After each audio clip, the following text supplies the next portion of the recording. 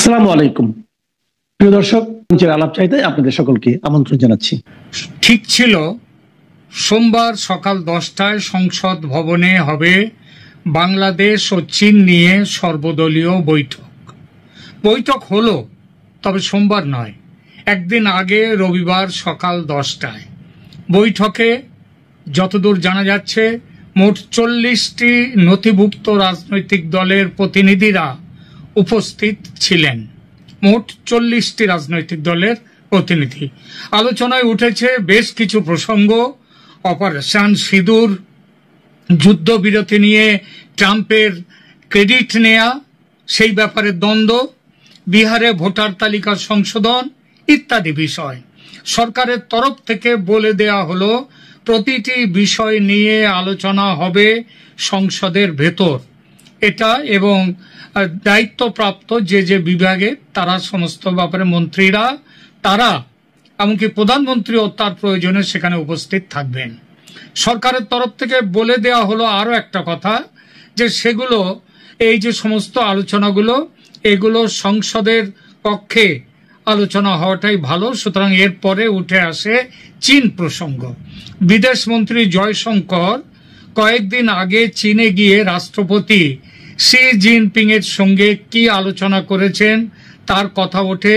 সে ব্যাপারে জয়শঙ্কর একটি যে বক্তব্য জানিয়েছেন সরকারের কাছে, বলেছেন যে তার চীন সফরের উপর একটি রিপোর্ট দিয়েছেন অল্প কথায়, সেটিও এখানে দেখা হয়, আলোচনা করা হয়।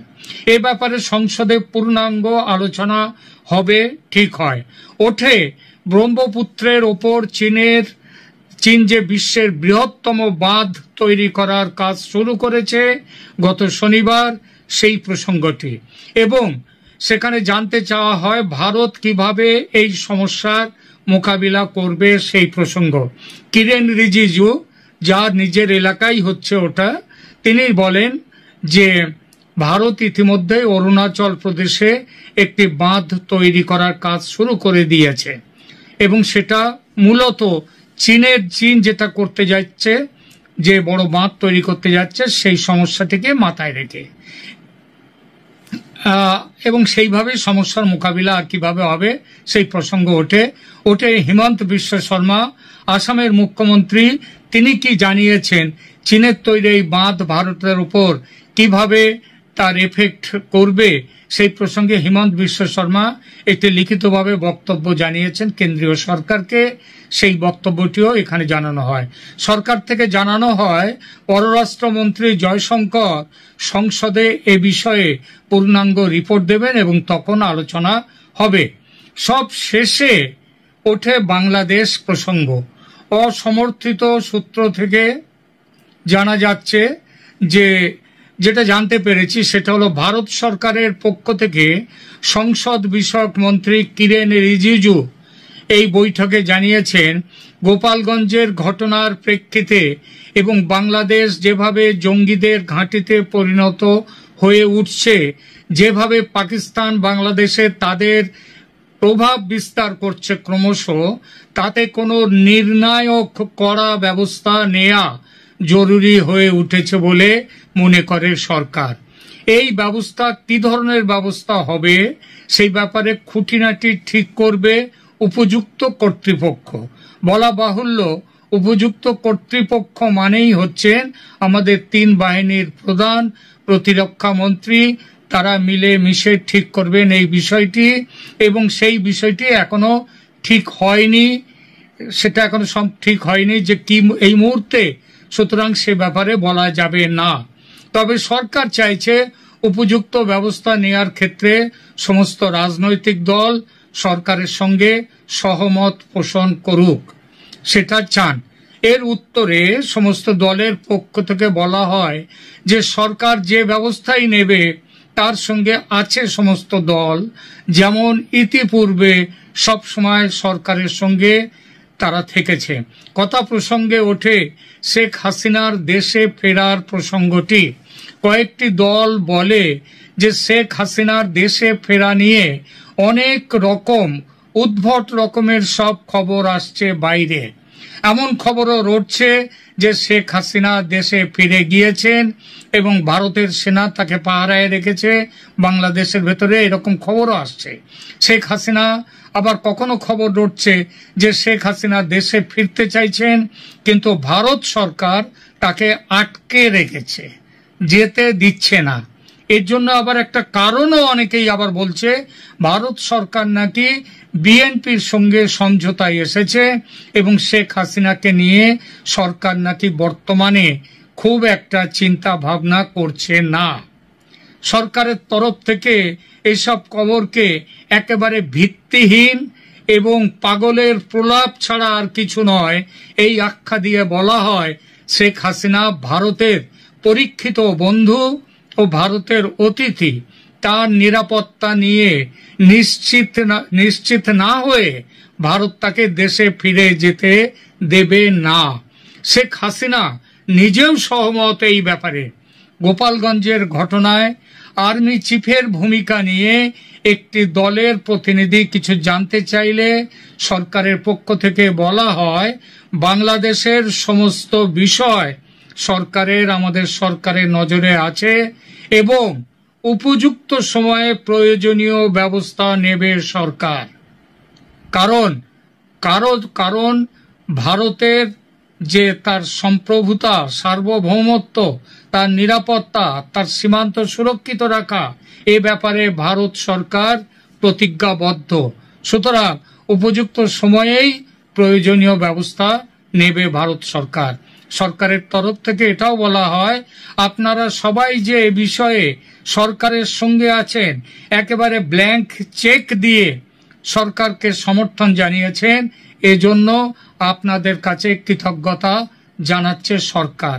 সেই সঙ্গে একথাও বলা হয় যে আপনারা আপনাদের তরফ থেকে বাংলাদেশে ভারত সরকারের আগামী যে ব্যবস্থা নেওয়া হবে এ ব্যাপারে দয়া করে কেউ কোনো রকম আগাম মন্তব্য বা নিজেদের চিন্তা ভাবনা বাজারে ছড়াবেন না। কারণ আমরা এই বিষয়ে একটা দেশের ব্যাপারে, অন্য একটি দেশের ব্যাপারে বড় সিদ্ধান্ত নিতে গেলে অনেক কিছু চিন্তা ভাবনা করে এগোতে হয় সরকারকে। এরপরেই শেষ হয় অধিবেশন এবং বলা হয় যে প্রয়োজন হলে যখনই আবার দরকার হবে, এমনকি একদিনের নোটিশেও আবার কখনো এই সর্বদলীয় বৈঠক বসার প্রয়োজন হলে সেটা বসবে। তবে ভারত সরকার সব সময়ই আপনাদের সাথে, আপনাদেরকে জানিয়ে, আপনাদের সাথে আলোচনা করে তারপরে এগোবে। এখনকার মতো এই বিষয়ে এটাই ছিল সর্বশেষ খবর। এই ভিডিওতে কাল প্রকাশ হওয়া দুটো অত্যন্ত গুরুত্বপূর্ণ এবং বিস্ফোরক রিপোর্ট আপনাদের সামনে তুলে ধরবো। তারপর বলবো এর পাল্টা ভারত কি পদক্ষেপ নিয়েছে। দেখুন, একটি রিপোর্টে প্রকাশিত হয়েছে পাকিস্তানের 3 জন আর্মি অফিসার অর্থাৎ সেনাবাহিনীর সদস্য তারা গোপন বৈঠক করতে বাংলাদেশে গেছিলেন এবং সেই বৈঠকটি হয় কক্সবাজার এরিয়াতে, রোহিঙ্গা ক্যাম্প যেখানে আছে সেখান থেকে কিছুটা দূরে বাংলাদেশের একটি সেনা ছাউনিতে। আপনারা দেখতে পাচ্ছেন এই রিপোর্ট, এবং এই রিপোর্ট ভারতের জন্য অত্যন্ত উদ্বেগজনক। কারণ এই ভারতকে দিনের পর দিন উত্তর পূর্ব অঞ্চলকে কেন্দ্র করে একাধিক বাক্যবাণ বাংলাদেশের পক্ষ থেকে এসেছিল, আর এবার পরিষ্কার বোঝা যাচ্ছে পাকিস্তান সেনাবাহিনীর বাংলাদেশে এই গোপন সফর ভারতবর্ষের সুরক্ষার জন্য অত্যন্ত গুরুত্বপূর্ণ এবং উদ্বেগজনক বিষয় হয়ে উঠছে।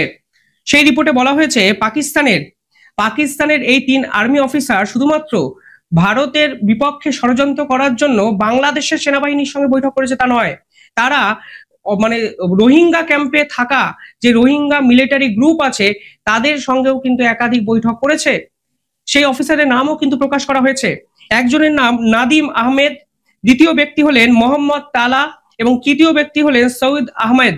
এই 3 অফিসার তারা বাংলাদেশে গেছিলেন এবং বাংলাদেশের কক্সবাজার অঞ্চলের রামু আর্মি ক্যাম্প, এই রামু আর্মি ক্যাম্পে এই ধরনের গোপন বৈঠক করেন এবং রোহিঙ্গা রিফিউজিকে নিয়ে এক বড় সেটেলমেন্ট এবং পরিকল্পনা বাংলাদেশ সরকার পাকিস্তানের সঙ্গে একসঙ্গে মিলে করছে এবং সেই রোহিঙ্গা মিলিটারি গ্রুপকে, আর্মড গ্রুপকে ভারতের উত্তর পূর্ব অংশে কিভাবে ব্যবহার করা যায় সেই পরিকল্পনা করা হচ্ছে। সেই রিপোর্ট কিন্তু সামনে এসছে।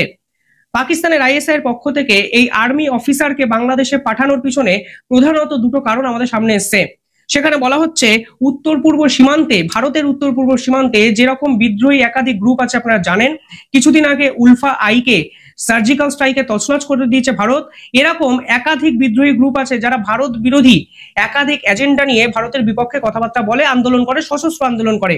তাদেরকে একজোট করার পরিকল্পনা বাংলাদেশ এবং পাকিস্তান বর্তমানে করছে এবং তাদেরকে সামনে রেখে এক প্রক্সি ওয়ার চালাতে চাইছে বাংলাদেশ এবং পাকিস্তান।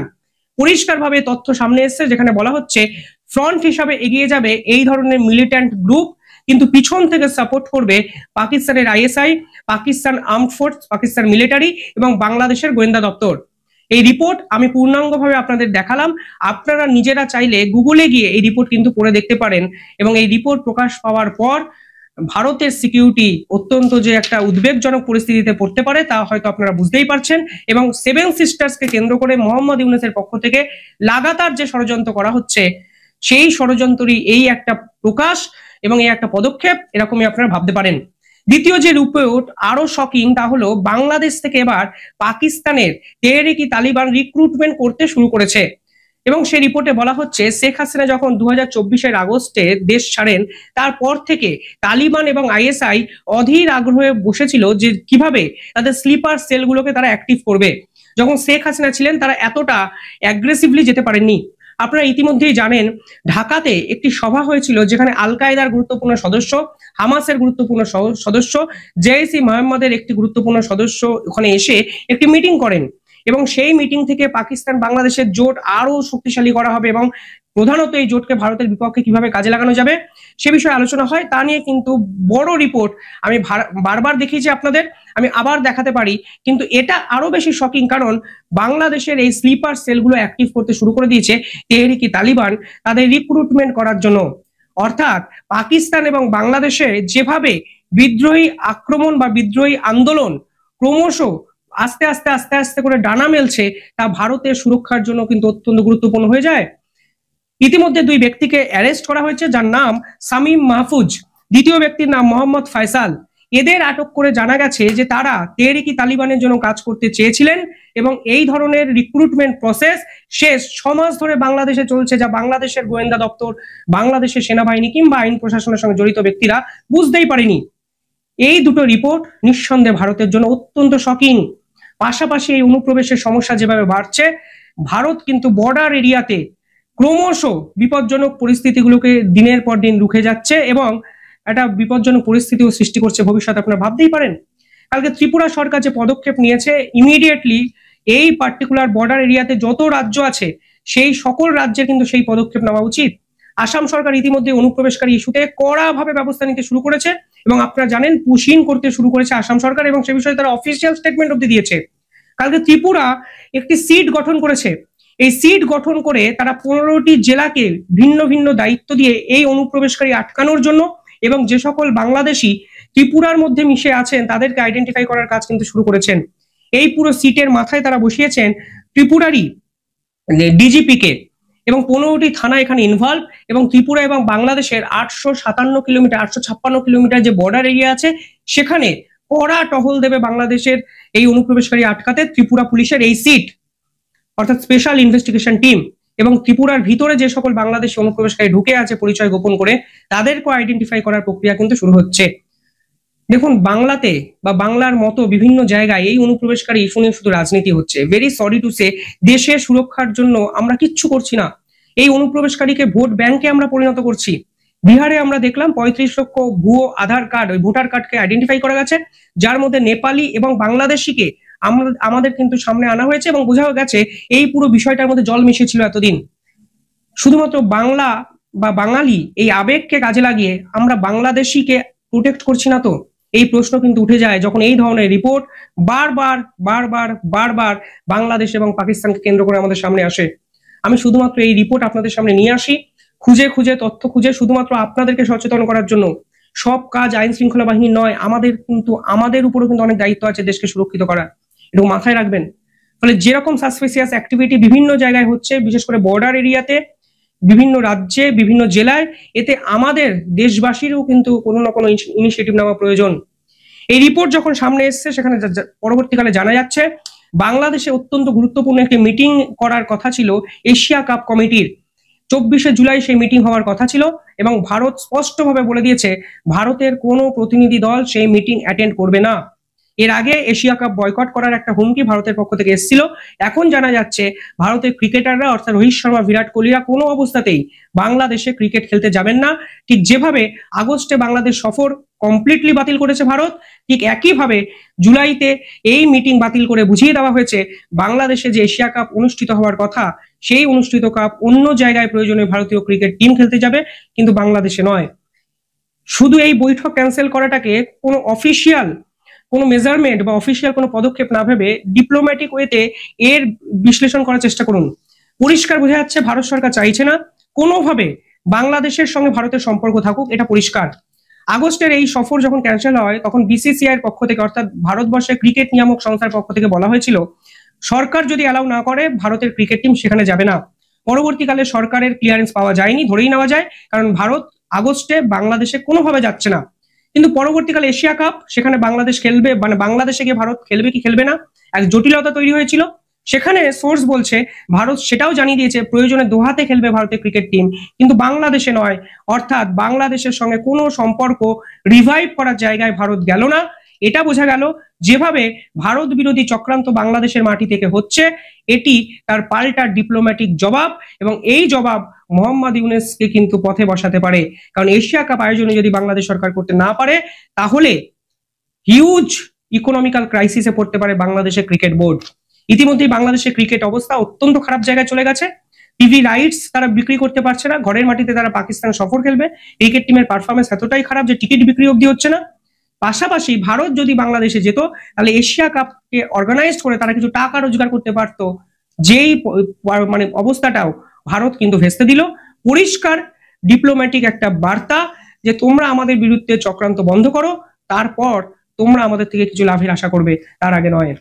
কিভাবে দেখছেন পুরো পরিস্থিতিটি কমেন্টে জানাবেন।